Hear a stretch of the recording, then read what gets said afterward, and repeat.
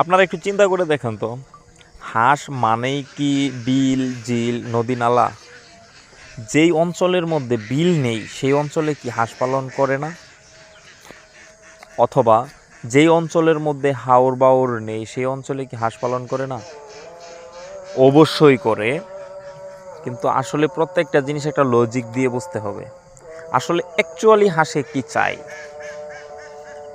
আমি 7 বছরের অভিজ্ঞতা থেকে আমি শুধু এইটাই বুঝছি, হাঁসে শুধু এমন একটা স্থান চায় যে স্থানের মধ্যে তার শরীরটা ভিজানোর মতো পানি আছে, পরিষ্কার বিশুদ্ধ পানি আছে।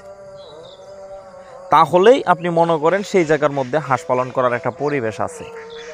হাঁস এরকম চাই না যে আসলেই আমারে নদীর মতো একটু পানি দিতে হবে, এরকম চাই না এই হাওরের মতো পর্যাপ্ত একটা জায়গা দিতে হবে। রীতিমতো